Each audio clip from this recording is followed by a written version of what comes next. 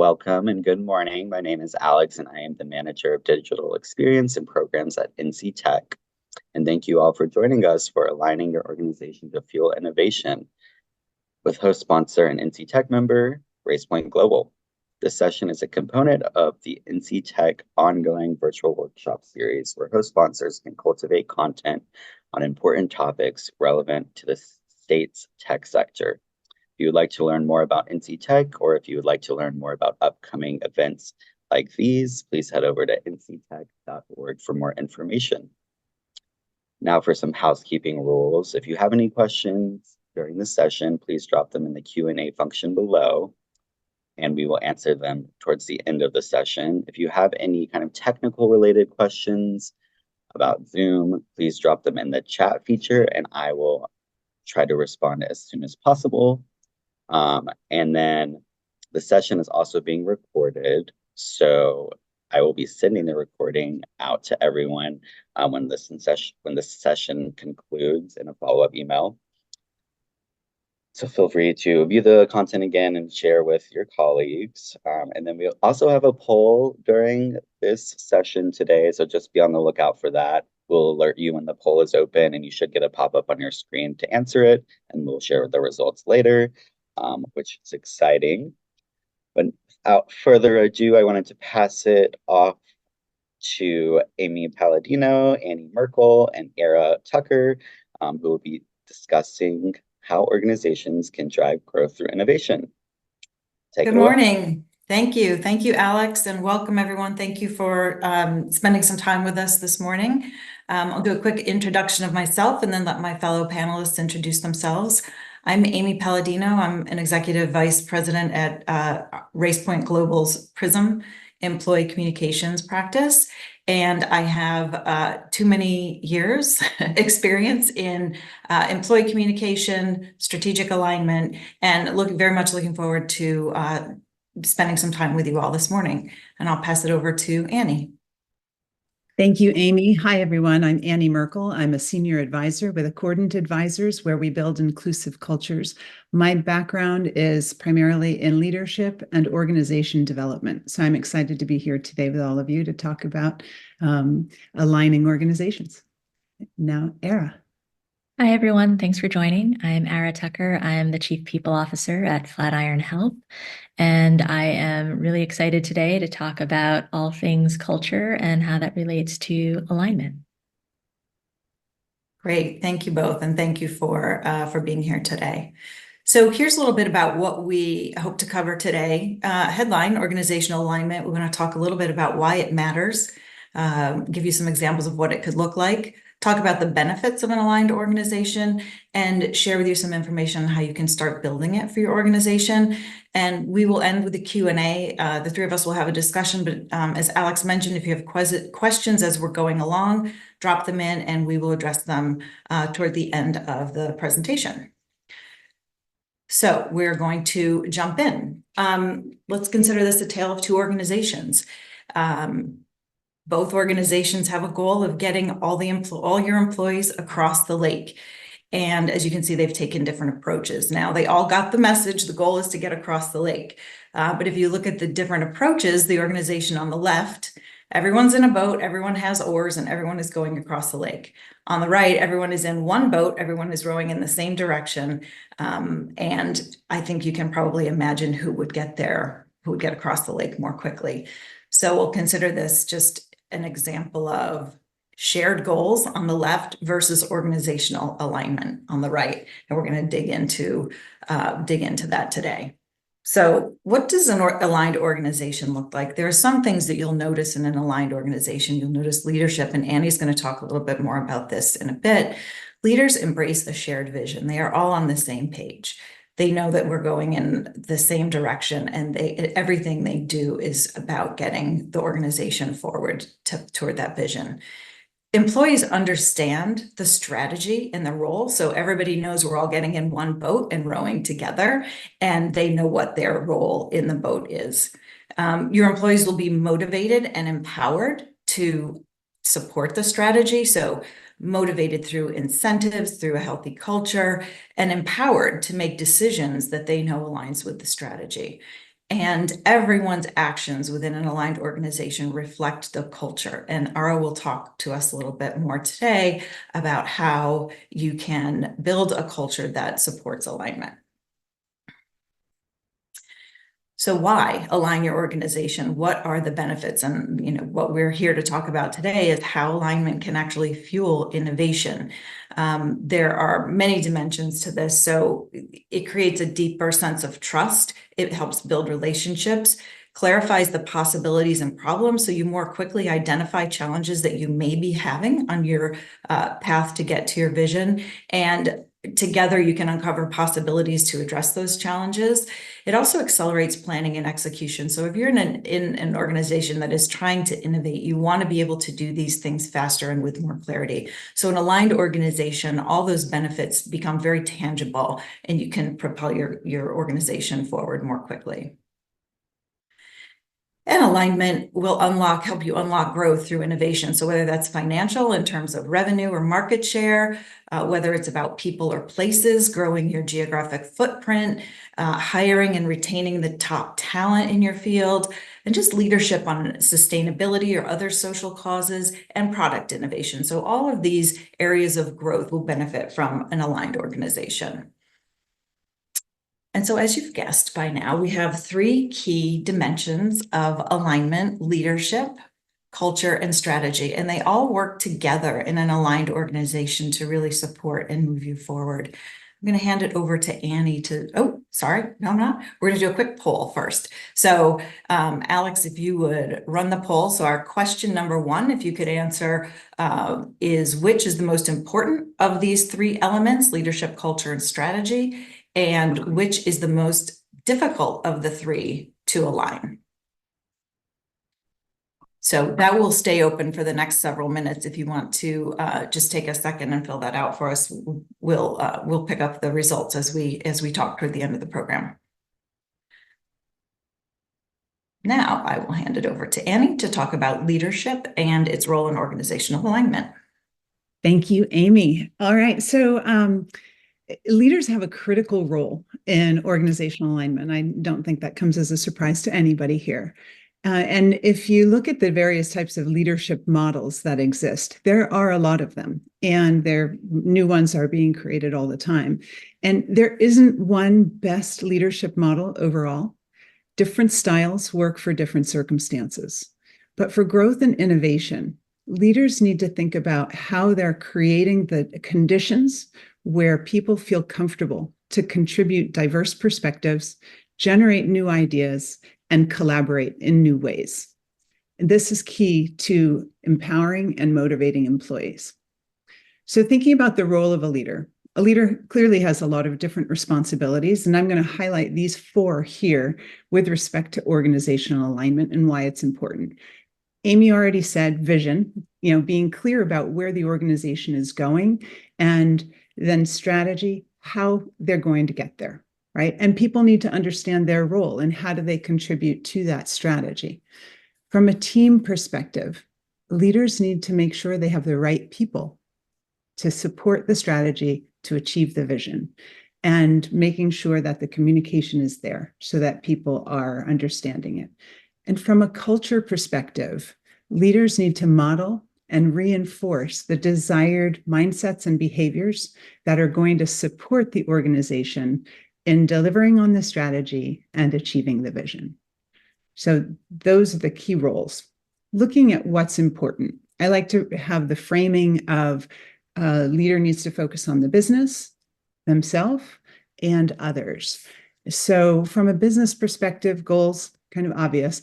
From a strategic thinking perspective, this here is really important, so that, especially with growth and innovation, when there are challenges, they need to be understood, root cause, figure out how to go through them or around them, and also being able to recognize opportunities that may not have been obvious, but really tapping into those opportunities for growth and innovation. Communicating progress that the organization is having, and then also making sure that the results are being achieved. So that's all the business. And then so thinking about oneself as a leader, integrity. That's a bottom line, table stakes kind of thing for leaders. Self-awareness is particularly important because leaders have to be able to adapt their behavior. First of all, they have to recognize when their behavior or what they're communicating is what the impact is that they're having, and then be able to adapt their behavior in order to have the impact that they want if they aren't already. Authenticity is a foundation to trust building and enables connection. So that's really important in an organization for growth and innovation. And then resilience, being able to handle the unexpected with positivity is a really key aspect related to alignment here as well. And then when it comes to others, a leader has to show respect and also recognize that respect may look different for different people. Create inclusion so that people can feel they can contribute fully with their various perspectives. Ensure clarity, and then support the development of the organization and team members so that any gaps in skill set or knowledge can be addressed, and enabling the teams to work together. One thing I want to point out here is that there are leaders at every single level of the organization. And while the scope and purview may be different, leaders from the C-suite to a project lead really need to be focusing on how are they showing up, how are they considering the business, and how are they working with others. And to tie it all together, I like to use emotional intelligence because it offers a great way for how to promote organizational alignment. Because when using emotional intelligence, leaders recognize how they're feeling and how others are feeling, and they're able to adjust their emotions and behaviors to engage others and then take the action that the business needs in order to achieve the goals. So thank you. I'm excited for the conversation about culture with Era. Thank you, Annie. So, as we highlighted at the top of today's discussion, innovation takes alignment across a number of dimensions, including culture. Now, some of you may have seen this quote or heard it by the management consultant and expert Peter Drucker, who said, "Culture eats strategy for breakfast," which I think drives home the point. You can have the best strategy in the world, but if you don't have a strong culture, then your chances of success will be pretty low. And so what do I mean when I say culture? You know, it's not just about employee experience. It's actually much broader than that. As you can see from this slide, I like to think of culture when you distill it as how we do things around here. Culture is reflected in who a company wants to be in the world, the offerings that you bring to the market, the people who you choose to lead and influence, your operating structure, your communications approach, what you choose to celebrate, as well as how you handle challenges and failures. And just as it's all encompassing and similar to what Annie was talking about, you know, culture is also the job of more than the senior leadership team, HR, or communications. Now, these are all critical players, but culture building and culture maintenance is not something that they can do all on their own. Creating and sustaining culture is a shared accountability, and it's one that runs from the most senior executive to the earliest career contributor, to the longest tenured employee, to the newest hire. Now, when it's working, people know what's expected. They're committed to upholding the culture because they believe that it's critical to your organization's success. And they infuse your culture into their everyday actions, how they do their work, and how they make decisions, including the ones that are difficult.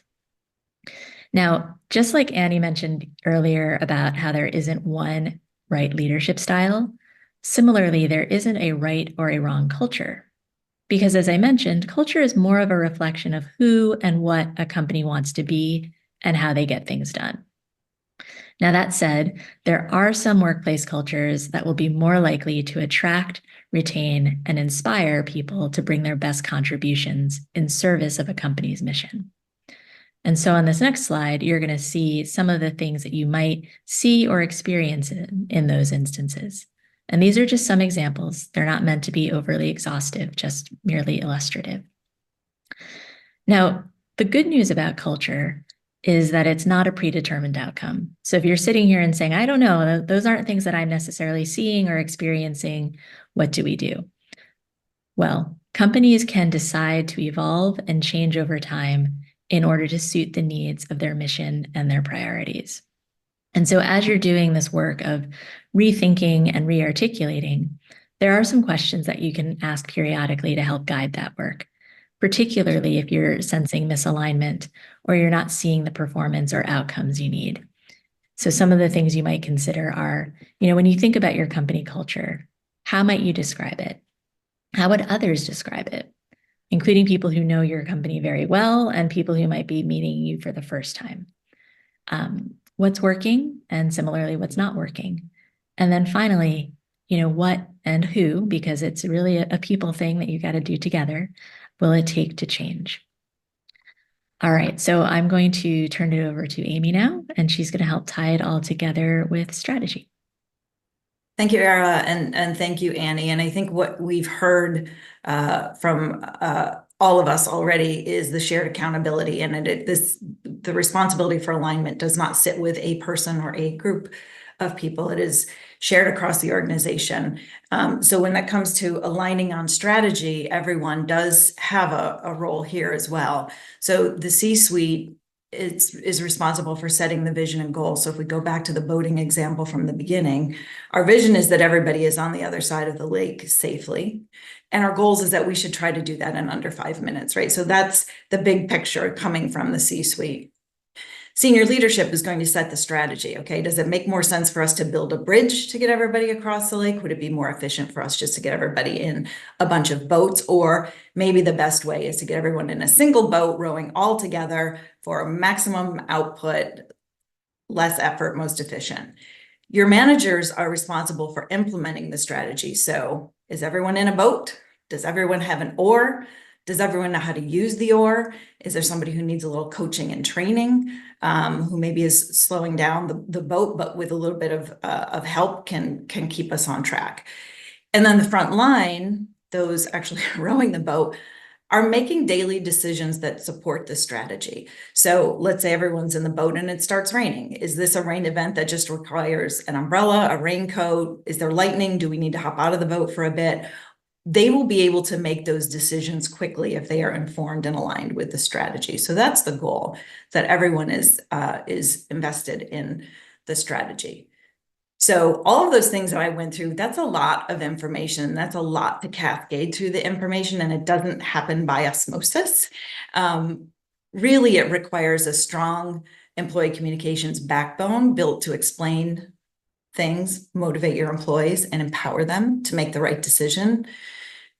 So you need an employee communications backbone that's built for purpose. You need the right channels, you need the right content, you need to be having the right conversations, and you need to be change ready. So what do I mean by the right channel strategy? If you think of an organization like Quest Diagnostics, I've done some work with them, and you think of the different kinds of employees they have folks sitting in offices, they have phlebotomists in customer service centers drawing blood, they have fleet drivers picking up samples and taking them to the lab.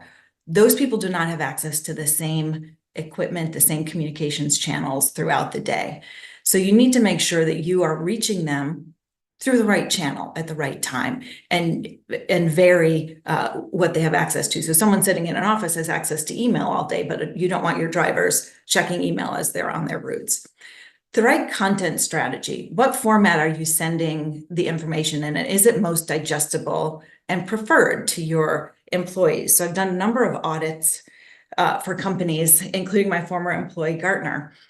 9 times out of 10, when I do an audit and we talk about the content that your employees prefer, they're going to tell us, please stop sending me emails and send a video instead. 9 times out of 10. When I did this with the research group at Gartner, they said, please stop sending me videos. I would prefer to have that in an email. So really, you need to get to, as an analyst and a researcher, they want all the information they could possibly get. They want to be able to file it away, reference it at another time, cross-check it with what they're working on. So you need to know the employee needs and the purpose of the communications before you settle on a content type. You need to be having the right conversations. What is on the mind of your employees at this particular time? If you're struggling in general as an organization with hitting performance marks, you cannot just keep saying to them, we need to improve performance. Here's the number that we need to reach. We need to get there, when in their minds and their experiences, I don't have the tools I need to improve the performance. That conversation needs to come together, and you need to have a productive conversation about how do we get into your hands the tools that you need to help us drive performance. And your backbone needs to be change ready. So transformation change happens whether you're installing a new computer system, whether you're acquiring a company. You need to have a system in place that you can minimize disruption of that change. So how are you communicating change throughout the organization? And if your organization is aligned, it is a lot easier to navigate change, but you want people to get focused back on the task at hand and not be distracted and disrupted by the change. So you also need a backbone to be built for impact. And that means your communication needs to be timely, transparent, tailored, and two-way. So timely, let's use the Quest example again. You have a set of employees. There's a huge accident on Route 95 in Connecticut, because that always happens. The folks drawing blood don't need to know that, and you would just be jamming their channels if you tried to get that information to them. The drivers need to know it, and they need to know it in a safe way. So how do you get them that information safely and in a way that can help them adjust their day? It's the difference between using a chat and waiting for a town hall message. Like, just when do employees need this information, and be sensitive about that.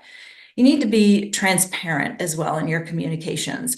Some of you may be surprised to learn that Arvind Krishna, the CEO of IBM, holds office hours open to all employees every month. He takes questions in the chat, he chooses what he wants to answer, and he answers them directly to the employee who asked the question. That level of transparency is extremely valuable and appreciated by employees, and it builds understanding and trust. You need to be tailored in your communications. Again, I won't go through it again, but the Quest example, what information do I need to do my job today? Send me that. There's also, if you have a global organization, you need to understand whether your employees align more closely with their business unit, with their global business unit, or with their region. We had a challenge with IBM trying to sort out whether, major news and community should be built from the business unit level or at the geography level. And it's going to be different for every organization, but you need to be attuned to that if you want to be most effective with your communications. And two ways. There are so many tools available to us today to have two-way conversation with our employees. One thing that a lot of companies are starting to use are Ask Me Anything, so AMAs. Those work best on a focused topic, right? So it's not just come ask me anything about anything. If there's, for example, a transformation, if there's an acquisition and you want to do an AMA for employees, come ask me questions about the acquisition and its effect on our business. You can have a really valuable conversation. The benefit of that is you're not just sharing information out with employees, is you are hearing what their concerns are. And that helps leaders, make decisions, tailor their communications, and understand really what their employees need to know. So those are the three dimensions of alignment that we want to talk about. And Annie and I are going to talk a little bit more. If you have questions about anything that we've said, or as we have this conversation, please feel free to drop them in the system, and Alex will help us flag them. And we also want to take a quick look at the poll results, if you could, Alex. Excellent. Thank you so much. So it looks like correctly, there's a balance in the first one. There really is no more important. They all need to work together. They are all equally important. If one is not working, the others will struggle. And Era, looks like culture seems to be the most difficult. And I would say, you're all speaking your truth, right? So in your organization, the culture may be the most difficult to align. Era, do you want to say anything about that before we jump into the discussion? Yeah, sure. I mean, I think one of the things we've talked a little bit about as a small group is some of the barriers. And I'm curious, from this group, if this is one of the reasons why you've all identified culture as so difficult. But I think sometimes what happens, and Gartner, Amy mentioned Gartner, I like their research. Gartner identified some of the tensions that can happen when change happens. And change is something that's ever present right now. I read something about how we're now moving into perma-crisis mode. And so this idea of how do you help people understand that when priorities shift or transformations happen, that cultural tensions are natural, right? You may think about quality versus speed, commercial focus versus people focus, efficiency versus innovation. And one of the things, to help people through this is one, to name it. I think all of the tactics that Amy just talked about in terms of communication for impact actually are the things that you would use to help. What are the trade-offs that you're willing to make as it relates to your culture? Are there things that might be forcing you to focus on the commercial aspects of your business and maybe dial down some of the people focus, or vice versa? And I think sometimes it just means giving people permission to hold two things together at the same time, to say, you know what, it may feel like we're at odds, but actually here's what's most critically important, and here's how we can make decisions and, exist together as it relates to culture. So I hope that resonates, but if not, feel free to ask more questions in the chat. That's great. Thanks, Era. And I think, also what we're all struggling with right now as we sit in our home offices is transitioning. A lot of companies, organizations are still trying to transition from an in-person culture to recapture that in a virtual first culture. And it's not an easy thing to do, but it is part of the journey that we're all on together right now. So Annie, can you talk a little bit about, Era just shared with us some of the ways to kind of address a culture that may not be perfectly aligned. Can you talk to us about what it looks like when a leadership team is out of alignment and how you can address that? Yeah, absolutely. Thanks, Amy. And thanks, Sarah.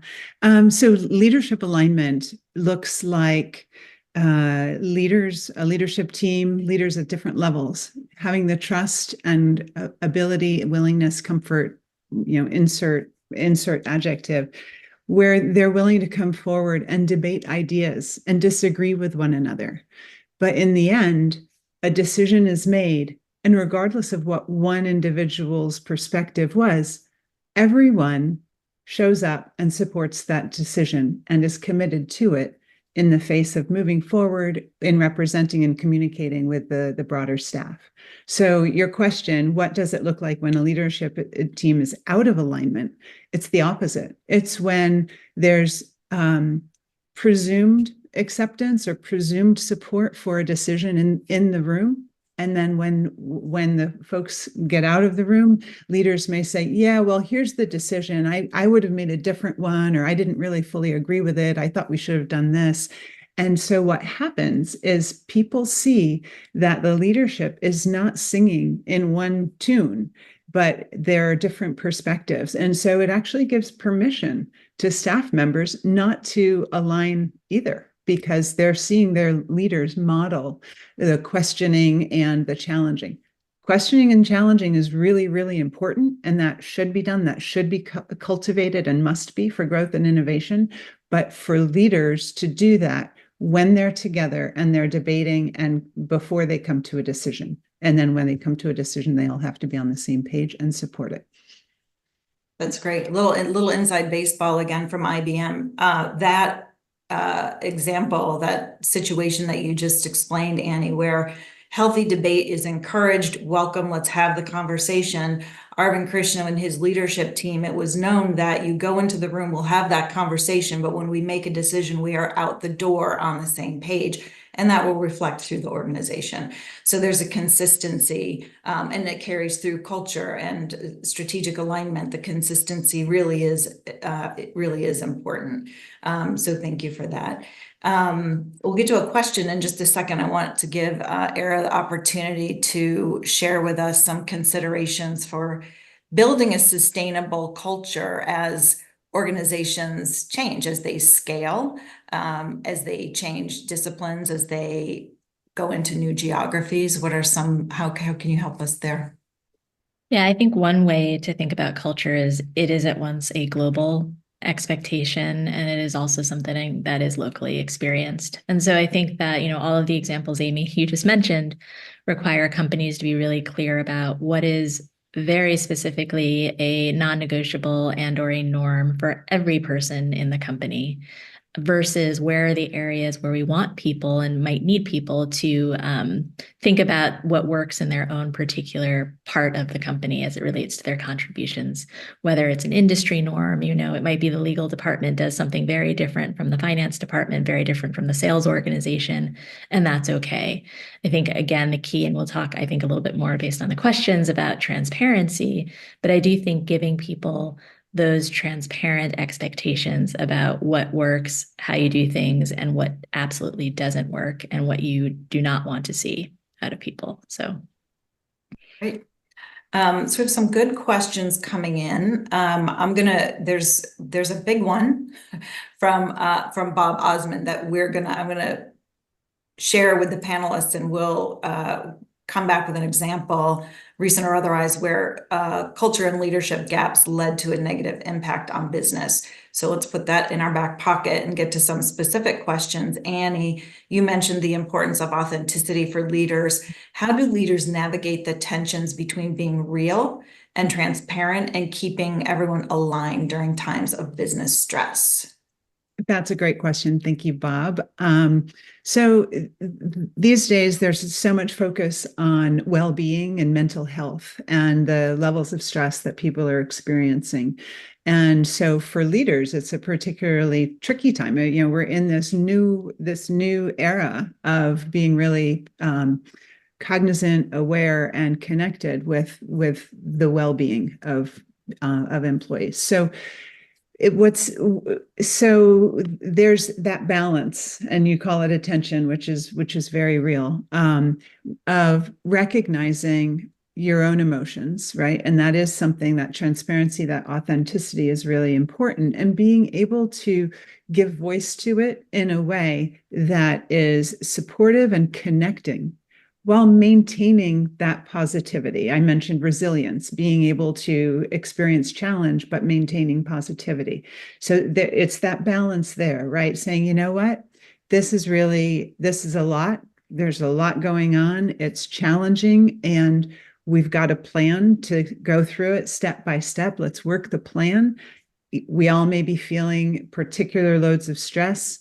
We need to make sure that we're all taking care of ourselves. Figure something out, if it's going for a run, if it's, taking a walk around the block, whatever it is, right? It's the idea of owning the fact that you're, as a human being as well, you're feeling what you're feeling and giving voice to it, but in a way that's responsible, right?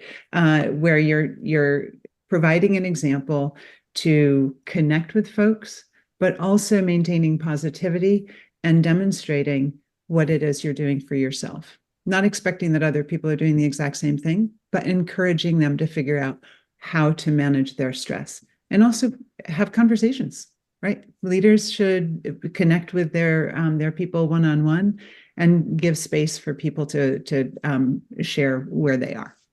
So thanks for that, Bob. Amy or Era, Great. if you have anything you want to add, please do. No, I think that's great. Thank you. I'm going to hop on to a question from Anna about the Quest example and the strategy that we landed on. How did you figure out how to communicate across the teams in labs, trucks, and offices, and using different mediums for each group? So the process starts with a needs assessment and a mapping of your employee personas, right? So you start with who you're talking to, and you really have to have them dig in with an understanding of what their day looks like, what is their routine. So for the drivers, for example, what do they do when they get to the depot? What do they do before they get in the truck? How do they get ready for the day? You identify an opportunity during that window on their handheld device to share news you need to know for the day, right? So it really is about understanding each employee's routine, their priorities, what they need to be focused on a daily basis, and understanding what technology may be available. For the lab people, for instance, they do have terminals. If you've ever had blood drawn at Quest, you see that they go to their terminal to get your insurance information. So that's a terminal that they have access to, but they're not going to check email while they're taking someone's blood. So how do you routinize their, maybe at the start of their day, anything important that they need to know? They also have screens in every room that you can do a broadcast message through. So again, the answer is understand your people, understand their priorities, understand what their job looks like. What does their day look like? How can you best deliver information to them in a way that isn't disruptive? So thank you for the question, Anna. And then one for Ara, how does an organization know when the culture is aligned? Do you have measurements or indicators that can guide actions to improve or celebrate cultural alignment? Yeah, thank you for the question, Bob. I think that it all comes down to what does success look like. Amazon is not unique in this, but they do talk about working backwards, right? Like, what is that future vision? What's the press release when you get to the outcome that you're looking for? And not just, what are people saying externally, but what are people saying internally? And thinking about what are those stakeholder groups and the frequently asked questions that they would ask along the way. And so at the end, if you're able to answer those, that's one way. But I think there are some other sort of basic indicators, key performance indicators, as you will, that relate to the slide that I shared, how culture is all encompassing, right? It's what is the sentiment on the ground? What does the employee engagement look like? What are the results that you're looking for people to achieve as individuals, right? So are there goal setting conversations that are aligned to broader company objectives or key results? Are managers and skip level managers aware of what those are and actually helping course correct as things change along the way? So it's one thing to say, let's set goals at the beginning of the year, but as things change, it's not great if a manager and a direct report don't ever have another goal setting conversation. And it's similarly not great if a manager and a direct report are only talking to each other and not actually picking their heads up and thinking about what does the team leader need? What does the business need? I think there's also the impact that you want to see in the world. There is both financial impact, there is, mission related impact that might be the number of people served, the number of people helped. So I think those are all, you can't have one without the other, right? It's well and good to have really strong employee engagement scores, but if you don't have financial outcomes and results that will enable your business to be sustainable, then the employee sentiment doesn't help. Similarly, if financial performance is great, but you have people leaving, so attrition is a great mechanism, but like if you have people leaving and not able to do it. So those are just a few. I think, Bob, the point here is it's a multifaceted approach. And I think it's really important, as we all talked about, to be aligned on, given our strategy, what kind of leadership do we need to see? What kind of culture will actually help us get there? And these are some examples that you can use to see if it's working. Great. Thanks, Sarah. I'll go back now to the initial question where culture and leadership gaps can lead to a negative business impact. I think a lot of times where the rubber hits the road on this is in performance reviews and what people are being incentivized and rewarded for. And if the alignment does not pull through in that area, so for example, if your employees are being measured and compensated on volume of output, you are going to get a lot of output that may not be the quality that you want it to be. So if your leadership is saying we need to improve the quality of what we're sending out the door, yet your employees are incentivized on volume, that is out of alignment, and they are going to continue to put out materials that are not as thoughtful, as thorough, aligned with what you're trying to accomplish, because their pay is based on more, not quality. So you've got leadership trying to build a culture of quality first, and you have employees who are not hearing it because they want a bigger bonus, and they will get a bigger bonus if they put out more quantity. So disconnects like that can throw off alignment pretty quickly. So I don't see any more questions, and we've got about 4 minutes. Alex, should we continue the conversation for a little bit? Yeah, if there's any kind of like closing thoughts from any of the panelists on any of the topics discussed today, we can finish off with that. And Sure. then I can do a wrap up at the end. Yeah. Excellent. So funny you should say, we do have a key takeaway slide. So our key takeaways, I hope what you've heard from us today is that aligning your leaders, your culture, and your strategy can fuel innovation for your organization. And that it's not an easy task. It's not one and done. It's not one size fits all. You have to be very intentional, adaptable, and transparent as you work to align these three elements of your business. And at the end of the day, everyone plays a role in maintaining organizational alignment. It is critical that, you know, the point of it all is to get everyone on the same page. So we have to stay there and support one another and be committed and accountable to where we're going together. And then just quickly, thank you all for your time today and for the good questions and conversation. If you have questions later this afternoon, in the future, please feel free to reach out to any of us. We're all on LinkedIn and would be delighted to hear from you. Awesome. Well, thank you to all the panelists for that awesome presentation and discussion. And also thank you to all the attendees who were able to join today. As I mentioned, we have recorded this session. We will send a recording of this session out later today. I'll also probably include just the LinkedIn that you see here in the email if you would like to connect with any of the panelists after this. As I mentioned as well, please go to nctech.org if you have any questions about NC Tech or any of the programming that we do. But with that, I will say further adieu to the attendees and thank you all for being here.